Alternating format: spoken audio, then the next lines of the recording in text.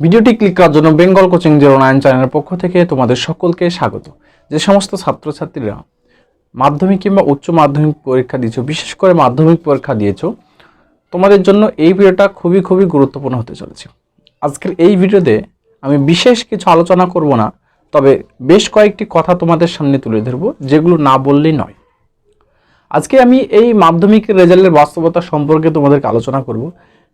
কেন আলোচনা করব তার কারণ তোমরা গোটা ভিডিওটি দেখলেই বুঝতে পারবে। তাই ধৈর্য ধরে ভিডিওটি অবশ্যই দেখো। আশা করি তোমাদের সকলে কিন্তু ভালো লাগবে ভিডিওটি দেখতে। তো যে কথাটা বলছি, তোমরা জানো যে আগামীকাল তোমাদের 2 মে, 2 মে, অর্থাৎ আমি রাত্রিবেলায় ভিডিওটি শ্যুট করছি, তোমাদের কিন্তু রেজাল্ট প্রকাশিত হতে চলেছে। এই রেজাল্ট নিয়ে কিন্তু তোমাদের অনেকের মনে কিন্তু অনেক রকম দ্বিধা রয়েছে। কেউ হয়তো ভাবছো পাশ করতে পারবো কিনা, কেউ আবার ভাবছো যে আমি ভালো নাম্বার পাবো কিনা, ভালো চান্স পাবো কিনা। এই নিয়ে কিন্তু তোমাদের মনে ব্যাপক কিন্তু ভয় এবং দুশ্চিন্তা রয়েছে। তবে তোমাদেরকে এই মুহূর্তে একটা কথাই বলবো, প্রত্যেকটা স্টুডেন্টের কিন্তু ভয় দুশ্চিন্তা থাকে। তবুও তোমাদেরকে একটা কথাই বলবো যে এই মুহূর্তে তোমরা কিন্তু সকলে ভয় দুশ্চিন্তা থেকে দূরে থাকার চেষ্টা করো এবং নিজের মনকে কিন্তু সাহসতা প্রদান করো। আর একটা কথা বলে রাখি যে বাস্তবতা বনাম যে রেজাল্ট, মানে আমাদের সমাজে মাধ্যমিক রেজাল্ট বা উচ্চ মাধ্যমিক রেজাল্ট বাস্তবতা সম্পর্কেই তোমাদেরকে তুলে ধরছি। অনেক পরিবার আছে বা অনেক স্টুডেন্ট আছে যারা রেজাল্টটাকে অনেক কিছু ভেবে নেয়। হ্যাঁ, যদিও রেজাল্ট ভালো হওয়া অবশ্যই ভালো, কিন্তু তারা ভাবে রেজাল্ট যদি না ভালো হয় তাদের বাড়ি থেকে একটা প্রেশার ক্রিয়েট করা হয়, বা রেজাল্ট যদি না ভালো করে সেক্ষেত্রে দেখা যায় যে সে নিজে কোনো একটা খারাপ পথ কিন্তু বেছে নেয়।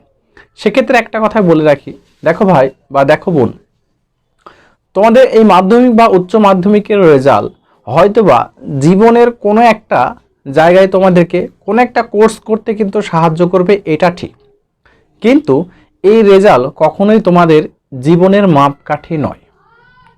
তোমরা বাড়ির আশেপাশে দেখবে, এবং আমি নিজেও তোমাদেরকে একটা কথা বলে রাখি যে দেখো, রেজাল্ট ভালো করা অবশ্যই ভালো, কিন্তু তার মানে এই নয় যে রেজাল্ট খারাপ হয়ে গিয়েছে মানে যে তোমার জীবনটা শেষ হয়ে গেছে, তোমার সামনে আর কোনো পথ খোলা নেই। তুমি বাড়ির আশেপাশে দেখবে অনেক ভালো স্টুডেন্ট, যারা সায়েন্সের স্টুডেন্ট বা আর্টস ব্যাকগ্রাউন্ড, যে কোনো ব্যাকগ্রাউন্ড হতে পারে, যাদের মাধ্যমিক এবং উচ্চ মাধ্যমিক রেজাল্ট 90+ কিংবা 80%-এর উপর রেজাল্ট থাকা সত্ত্বেও তারা কিন্তু বর্তমানে বেঁচে রয়েছে, এবং তাদের জীবনে অনেকেই রয়েছে যারা চাকরি এখনো পর্যন্ত পায়নি। সে তুমি কখনোই ভেবে নিতে পারো না যে আমি এই উচ্চ মাধ্যমিকে 60% বা 90% বা 100% নাম্বার পাওয়ার পরেও আমি জীবনের সফলতা অর্জন করব। অনেক আছে এরকম, ভূগোলে বা অঙ্কতে 100 পাওয়ার পরেও কিন্তু ঝরে গেছে। তাই রেজাল্ট কখনোই তোমার জীবনের মাপকাঠি নয়। রেজাল্ট নিয়ে দুশ্চিন্তা হবে এ কথা ঠিক, কিন্তু রেজাল্টটাকে তুমি ভালো কাজে, রেজাল্ট যাই হোক তুমি নিজের পথটা কিন্তু বেছে নাও। কারণ হ্যাঁ, এটা ঠিক যে নিজের পথ বাঁচতে গিয়ে হয়তোবা রেজাল্টের কিছুটা সহায়তা লাগে, কিন্তু একবারে নয় যে রেজাল্টের জন্য তোমার কিন্তু লাইফটা নষ্ট হয়ে যাবে। এর জন্য তোমাদেরকে অবশ্যই একটা কথা বলে রাখি, রেজাল্ট যাই হোক সে পরে দেখা যাবে, কিন্তু রেজাল্টের জন্য কখনোই কোনো কিছু ক্রিয়েট করা যাবে না, খারাপ কিছু ক্রিয়েট করা অবশ্যই যাবে না, কারণ রেজাল্ট তোমার জীবনের মাপকাঠি নয়।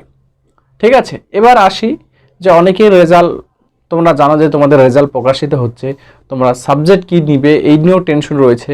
তো পারিবারিক দিক থেকেও তোমরা কিন্তু চাপ থাকে। তো একটা কথাই বলবো, প্রত্যেকটা পরিবারকে যে ছাত্রছাত্রীকে চাপ না দিতে, কারণ ছেলেটা আপনার, সে যথেষ্ট চেষ্টা করেছে। হ্যাঁ, হয়তো বা আরেকটু চেষ্টা করলে বেটার দেন ভালো হতো, কিন্তু এখানেই শেষ নয়। তুমি মাধ্যমিকের রেজাল্ট যদি কারো খারাপ হয়, সে হয়তো ভেবে নিচ্ছ যে আমার জীবনে সব কিছু শেষ। একদমই না। তোমার মাধ্যমিকে রেজাল্ট যদি খারাপ হয়ে যায়, তুমি 11 এবং 12 অর্থাৎ উচ্চ মাধ্যমিকের রেজাল্ট কিন্তু ভালো করতে পারবে।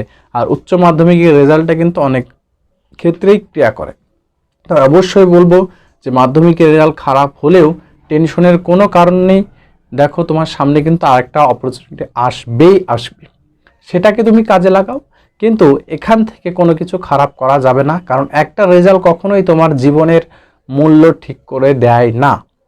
অনেকে চাপ দেয়। তো যেটা কথা বলছিলাম যে তোমাদের আগামীকাল কিন্তু রেজাল্টটা প্রকাশিত হচ্ছে, তার পরবর্তীকালেই কিন্তু তোমাদের একাদশের ভর্তি শুরু হয়ে যাবে। তবে এবছর কালকে যে রেজাল্ট প্রকাশিত হবে এ নিয়েও কিন্তু বেশ কিছু পত্রিকায় কিন্তু সন্দেহ প্রকাশ করেছে রেজাল্ট প্রকাশ হবে কিভাবে বা ভর্তি প্রক্রিয়া কিভাবে শুরু হবে সেই নিয়ে তোমাদেরকে আমি স্ক্রিনে দেখিয়ে দিচ্ছি। দেখো পত্রিকায় বেরিয়েছে। তারপর একটা কথা বলবো, তোমরা নিজের নিজের সাবজেক্ট চুজ করো এবং আশা করি তোমাদের সকলের জন্য শুভকামনা রইল। রেজাল্ট তোমাদের ভালো হোক, তোমাদের দিনটা আগামীকাল ভালো কাটুক। তো কিভাবে রেজাল্ট দেখবে তোমরা অবশ্যই আমি কিন্তু তোমাদেরকে আমার আগের যে ভিডিওতে দিয়ে দিয়েছি কিংবা এই ভিডিওর আমি স্ক্রিনে তোমাদেরকে এই মুহূর্তে দিয়ে দিচ্ছি, এখানে তোমরা দেখে নিও ভিডিওটি। তো ভিডিওটি এখানে শেষ করছি। সকলে ভালো থেকো, সুস্থ থেকো। ধন্যবাদ সকলকে পুরো ভিডিওটি দেখার জন্য।